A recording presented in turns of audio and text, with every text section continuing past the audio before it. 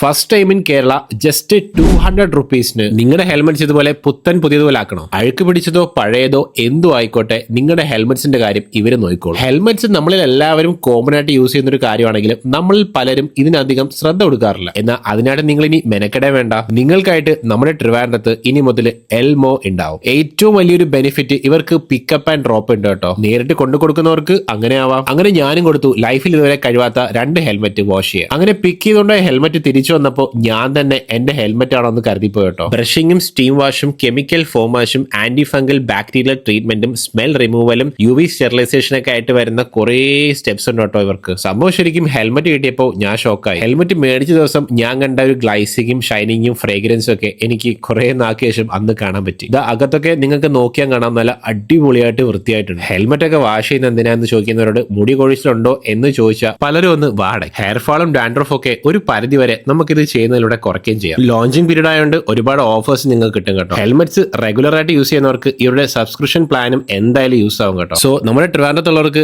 Elmo healthy helmets എന്തായാലും useful ആവും. So video useful ആയ എന്തായാലും ഒന്ന് സേവ് ചെയ്ത് വെക്കുക. നിങ്ങൾക്ക് അവരുടെ ഇൻസ്റ്റാ പേജിലോ നമ്പറിലോ ഡയറക്റ്റ് കോൺടാക്ട് ചെയ്യാവുന്നതാണ്. സോ വീഡിയോ ഇഷ്ടപ്പെട്ട പേജ് കൂടെ ഒന്ന് ഫോളോ ചെയ്ത് വെക്കുക.